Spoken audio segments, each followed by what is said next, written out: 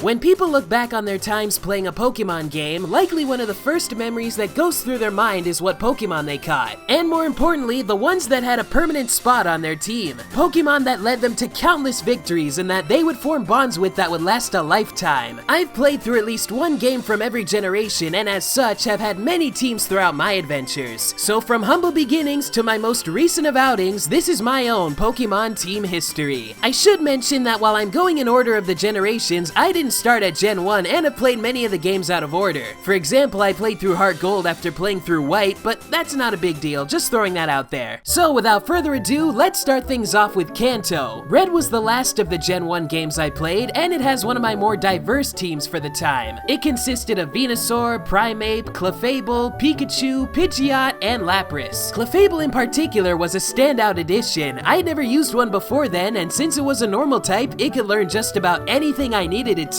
It had Fire Blast, Sing, Metronome, and Bubble Beam, serving both as my fire type and my water type until I got Lapras from Silphco. Pikachu is also my go-to electric type in the Gen 1 games. It's found very early on and was just a tiny bit better than it was after the special stats split in two, which isn't saying much, but whatever, I like Pikachu, okay? I also never evolved my Pikachu. You can blame the anime for that for making me think that all Raichu are jerks. Yellow was the second of the main series that I played and featured one of my most cherished teams. It consisted of Zippo the Charizard, Blastoise, Venusaur, Mewtwo, Articuno, and my Pikachu named Sparky. I also had a Butterfree early on that I nicknamed Happy, and there is a reason for the odd nicknames here and there. I read a rumor online back in the day saying if you gave your Charmander, Caterpie, and Pikachu the aforementioned nicknames, Pikachu would have a hairdo like Richie's own in the anime. Of course, that did not happen and I felt a bit dumb afterwards. Long after the main adventure was over, I busted this team out once more for the Prime Cup Trials of 2016. In it, they managed to accomplish the impossible, and I got my very own Surfing Pikachu, but it was a victory short-lived. Sadly, when starting up the game earlier this year, my transfer pack just corrupted the file and it was destroyed. A file I had for over 10 years at that point. Thankfully, I still do have the main team saved as a set of registered Pokemon, so the legends live on. Now on to Gen 2. Longtime viewers may know that Silver was my first core series game, and I still remember my very first team. I started with Cyndaquil, which would become Typhlosion, and he played the role of my secret weapon. This was also the first time I used the Pidgey-line, so I also had a Pidgeot, and Furret was another early root Pokemon I added to the team because of how diverse it was. When I discovered it could learn Surf, I didn't want anything else because I thought that was so weird and cool to see. Because of that, I've always had a soft spot for Furret. Another star player was Ampharos, and it's become one of my favorite electric types to use since then. I also caught a Bellsprout, which turned into a Weepinbell, and it did alright, but I never managed to evolve it into Victreebel. It wasn't until Weepinbell was in its late 40s did I realize it needed a Leaf Stone to evolve, but there weren't any in Johto aside from the one you got from Picnicurgina, so a Weepinbell he stayed. And lastly, I also had a Togepi. It never evolved because it kept getting hurt in battles and was way behind in levels compared to the rest of the gang. It was more like the team mascot. On repeat playthroughs, I also used each starter line, though I leaned towards Meganium a lot. And I used Ho-Oh and Lugia a lot too. For Ruby, I really only had a consistent team of 5, with the 6 Pokemon constantly being swapped out. This team had Swellow, Manectric, Hariyama, Pelipper, and my Sceptile named Grassy. Also had a shiny Crobat that found his way onto that team, and they've all been transferred to Pokemon Y. I also had a Wobbuffet, and it was my first proper time using one. It was a great 6 Ranger and was the only reason I ever managed to catch Latios. I remember I caught it on a vacation at Great Wolf Lodge back in March of 2008. Leaf Green was similar to my Red team, even though I played Red after I did this game. I chose a Venusaur for my starter, had a Pikachu, a Primeape, a Pidgeot, and a Lapras, but the outlier here was a Butterfree. I don't know why I decided to keep one throughout the adventure, but he managed to pull his weight. He served as a discount Psychic type, knowing Psychic and Psybeam, and was the only thing that could take on Blue's Alakazam because he knew Silverwind. Funnily enough, when I transferred my team to Y, I left poor Butterfree behind back in Leaf Green. He was just left in the PC after I swapped him out with a Dragonite. I didn't mean it, I swear! To this day, the only Gen 4 game I've played is Heart Gold, but it was still a new experience team-wise. I caught a Scyther in the bug catching contest and decided to use one for the first time ever, and she was crazy strong. Strika, as I named her, managed to take out both Whitney's and Claire's teams with her Technician ability and a wing attack combo. I never evolved her into Scizor or even thought about about it, cause she's plenty strong enough. For a flying type, I switched things up by using a Fearow. Before then, I never used one because I had a stigma that Fearows were evil, again, blame the anime, but it was a good addition, and I named her Drillbit. I used a Weepin' Bell again that I named Bellhop, and got a Victory Bell out of it this time. It was the untapped potential I had wanted since Silver, and though he was still the last to evolve on my team, I got him before the end of the Johto run. This was also the first time I used a Magmar, one of my favorite Pokemon, and I was not disappointed. I nicknamed him Pyrax. Rounding out the gang was an Ampharos named Taze, a Primeape named Prime, I like Primeape in case you didn't notice, and my Feraligatr, Dawn. I first entered the Hall of Fame on July 21st, 2012, and my first 3 records are with these guys only. Minus Drillbit. I'm sorry. Gen 5 was where I got a grasp on stats and really started to pay attention to what I should catch. Luckily, with Univa's roster, there was a lot to pick from, and I got a pretty cool team to show for it. I started off with a Serperior named Serpex Jr., and he only had grass attacks. Didn't really get into diverse movesets yet. I also had a Scrafty, and he was amazing. Had a cool unique typing and move pool, and was able to take on 3 out of 4 Elite Four members without a problem. I nicknamed him Gangsta, because I don't think there's a more fitting name than that. Other members included a Darmanitan named Conga, an Excadrill called Jam Jars, a Seismitoad called Hypnotoad, Marty the Zebstrika, Rock the Crocodile, a Masharna called Crescent, and Pidge the Unpheasant. This was also the first time some of my Pokemon reached level 100, of which 3 hit that milestone: Serpex Jr., Pidge, and Jam Jars. On to White 2, this was my first time delving into a 3rd version proper, and I was surprised to see how different my team was from my last outing. With the Pokédex expansion, I was able to mix new favorites along with old ones, plus stuff I had never used before. I had an Elekid and evolved it into Electivire, a Golduck named Zenny, an Arcanine, a Lucario, and a Braviary named America. I once again chose Serperior as my starter, but he had a much more diverse moveset of Leaf Blade, Gastro Acid, Aqua Tail, and Outrage. No doubt one of the coolest teams I've ever used, though unfortunately I lost my copy of White 2 one day out of the blue. Though if I rebuy the game, I'm sure I could just rebuild that team. And now on to Gen 6, where I started off with a Greninja named Frokenstein. The bond I shared with him felt the most genuine out of the entire series at that point, and he became my strongest team member. Got a Venusaur, obviously, and I named him Jumbo. Also had a Gengar, a Talonflame named Fina, my 2nd strongest team member, and a Helioptile named Friller. Never evolved the little guy because I initially didn't like how Heliolisk looked, but I trained one up later on. Though the strangest addition to my team was, without a doubt, my Dunsparce named Dorp. Why Dunsparce exactly? Well, I was hoping it would be one of the lucky Pokemon to receive a Mega Evolution, but by the end of the game I learned that wasn't happening. I stuck with Dorp anyways, and he was a real underdog. My Y game also has a lot of Pokemon that I use for online fights: Goodra, Ampharos, Wobbuffet, Furfrou, Donphan, Kangaskhan. Gen 6 had so much to choose from, and the ability to train them too. In Omega Ruby, I again chose a Sceptile and named him Jungo. Also had a Swellow named Avian, and a Pelipper named Wanuk. I used a Ludicolo for the first time when my brother traded me one, and since he had counter, using him on physical hitters was a ton of fun. His name's Bunda. I also had an Aggron called Aaron McRex, and his defense really came in handy. During the fight against Norman, he took every hit from both his Slacking and subsequently took them down. And this was when he was still an Aron. Other first-timers were a Camerupt named Baku, and a Glalie that I got late in the journey. I've loved Glalie since I first saw Ash's Own in the anime, and with its Mega, I saw no reason not to use one. Never gave him a nickname though. Now, I already went into detail about some of my team members in my top 10 Alola Pokemon video, but here's a brief rundown. Mainstays on my team included Primarina, Mimikyu, Mudsdale, Kamala, Toucanon, and Beware. I also had Vikavolt as my electric type, and it was cool how it was just a bag full of tricks as a Charge-a-Bug. It learned stuff like Crunch, Acrobatics, X-Scissor, Discharge. Can't say I expected all that from a little bug battery, and his name is Gribgrub. Also had a Crabrawler because, like everyone else, I thought this was the coolest crab Pokemon we have ever gotten. His name was Crub, and he went into every fight ready to take on the world, and later evolved into Crabominable. So there you have it, 20 years of Pokemon teams in the span of a little over a decade. Here's to many more in the future from new and old games alike, and I swear, I'll play Platinum someday. That's the only glaring omission, and I am not gonna hold my breath for Sinnoh remakes when Platinum is already the definitive Sinnoh game. Whoa, where'd that come from?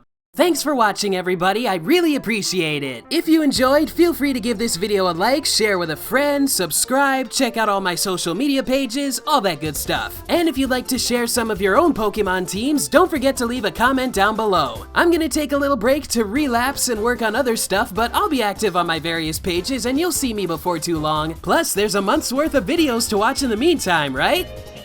And with that, I'll see you guys next time. Thanks for joining me once again on this event I like to call Pokemonth. Catch you later!